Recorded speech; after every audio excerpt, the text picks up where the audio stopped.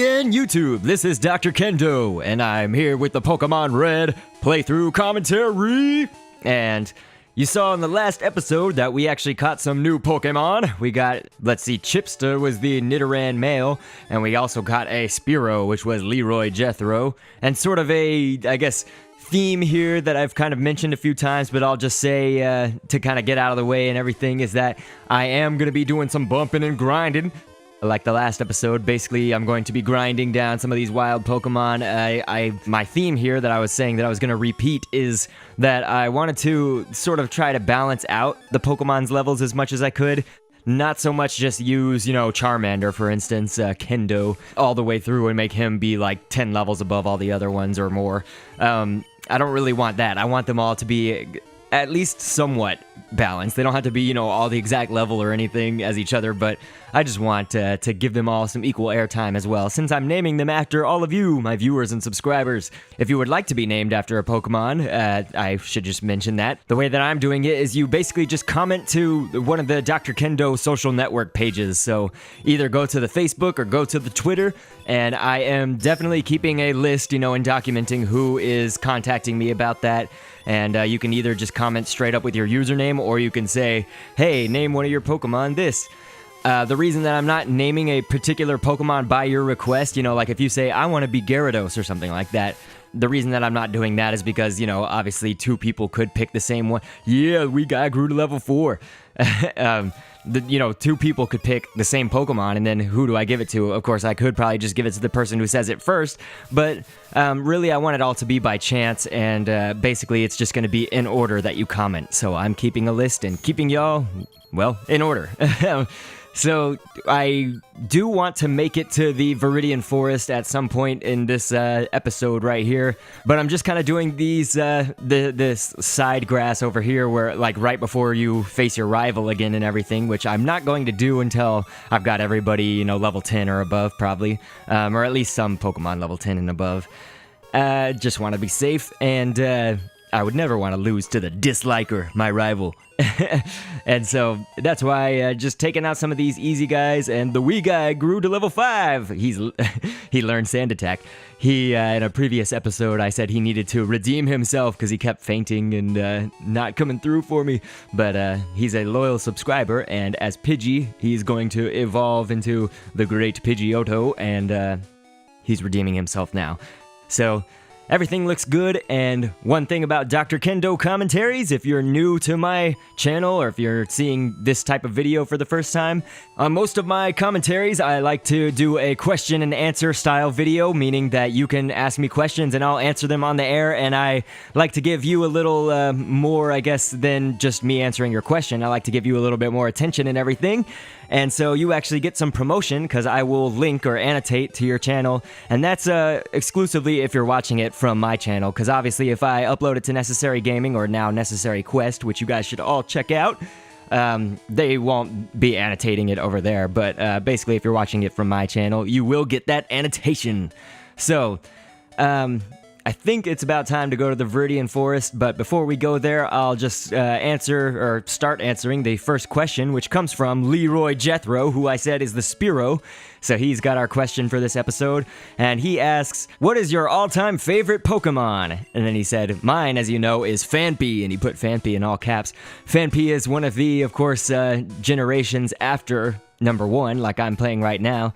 So before getting there, I just want to say for, most everybody knows about Pokemon, so I don't need to sort of tell you everything that's going on necessarily, but this is the Viridian Forest, and this is where I want to catch both Weedle and Caterpie, and if I'm lucky, I'm going to get Pikachu as well, because there's like a 5% chance that Pikachu comes here, and I actually found out, I was concerned, I had to kind of remind myself, can you catch Caterpie in Pokémon Red here in the Viridian Forest? And I knew that in Blue you could catch it. And so what it is you can actually catch Caterpie, of course, and you can actually see Metapods too come up to battle and stuff in the forest. But I want to capture them as Weedle and capture them as Caterpie and have them evolve through the stages, because I want to catch as many Pokemon as I can, and it won't be documented unless you catch it as a Weedle or as a Caterpie. But for those who don't know, there's like a 5% chance also, we got level 6! There's like a 5% chance also that Caterpie will show up just like the Pikachu, so it's actually a very slim chance. So obviously, as you can see, as I'm trying to grind here and everything before catching any Pokemon, I'm mostly running into Weedle and Kakuna, and I'm just getting Poison Sting like a... Damn. So anyway, I've got 2 Pokemon that are poisoned now. That would be Asian Lunch Lady and the Wee Guy, and here we're trying to get Asian Lunch Lady. I want to, get him leveled up a little bit, and it sounds funny saying Asian Lunch Lady and then get him leveled up. But going back to the question, Leroy Jethro, I really need to stay on topic. Leroy Jethro had said, what is your all-time favorite Pokemon? And I do like to stick with the Generation 1, and that's actually one of the reasons that I chose Pokemon Red. I had a choice between Red or Blue, and maybe it could have gone Yellow, but I more just consider the games that I grew up with, which are these 2. And so I definitely have a favorite in here, and if it's not obvious, I named my Charmander Kendo. Charmander is my favorite, and I actually have liked him in the cartoon as well. So in the cartoon, he was my favorite. I was actually very sad that the cartoon took the route of making him evolve and then become a jackass. It's like... It just sucks because, Charmander was a really cool Pokemon, and, he was all... In the cartoon, he was tough. He was abused and stuff by that Australian dude, Damien.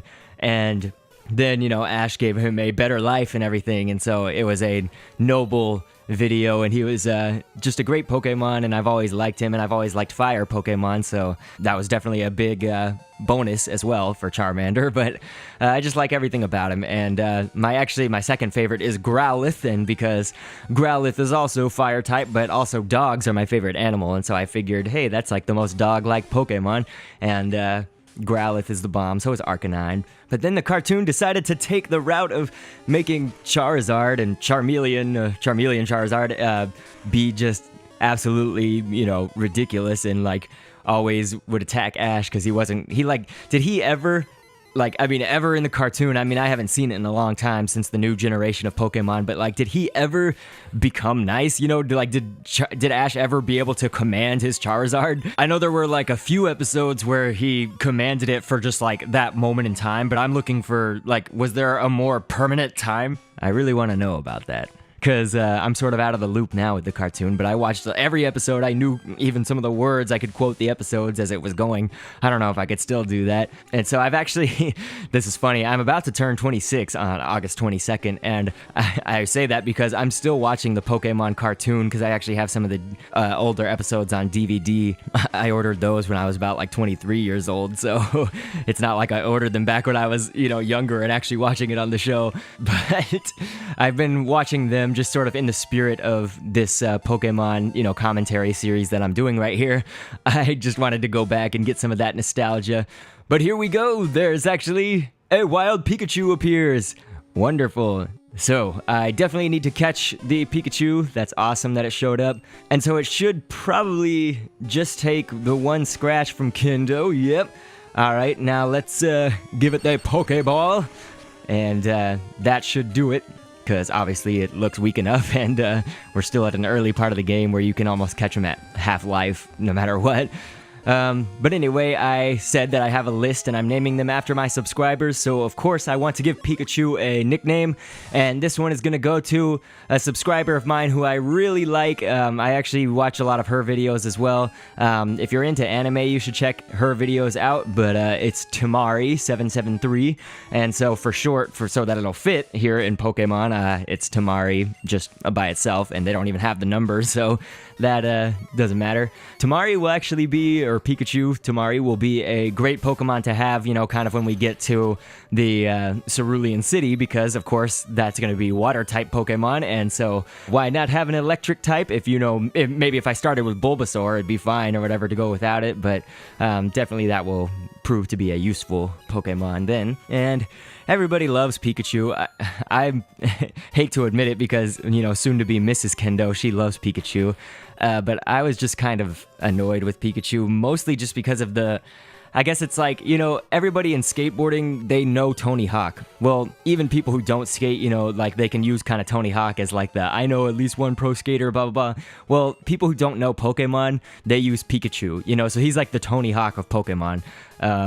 So Pikachu, I feel like that's sort of that's great if you like it and it's your favorite Pokemon and everything. It's just that he was so like powerful in the show. It's like, how the hell could Pikachu beat Onix? And it's of course because they did the sprinkler system overhead or whatever. But speaking of, it's like, how the hell did Onix, like, it was so funny because I saw in one episode, it was like kind of early when they were at Mount Moon, like James is all like, coughing, tackle. He tells coughing to tackle Onix, and I was like, no way, like coughing, this little POS, like, you know, rock that shoots out smoke, and then it straight up just tackled Onix and knocked him out. I was like, that is some BS.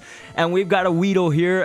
I need to be commentating on what's going on because we have caught the Weedle finally. I stopped grinding and everything, and so I'm going to be naming the Weedle after another subscriber who has been with me for a long time, who I'm definitely a fan of, and we do a lot of Mario Kart Wii racing. His name is Gold Raptor 17, so without the numbers, that'll just be Gold Raptor, and I'm glad it fits. And so he gets transferred to the PC because I have now exceeded the 6 Pokemon quota that you can hold on your belt or whatever you hold them in. And so that's where we're going to end today's episode. Definitely put your input. Who is your favorite Pokemon of all time? Let me know, because that would be interesting to see how many we all have in common, maybe, or something, but just to get your opinions and everything. So anyway, make sure and just check out the Facebook and the Twitter if you're not up to speed with those and everything. I will have the link in the description if you're watching it from my channel.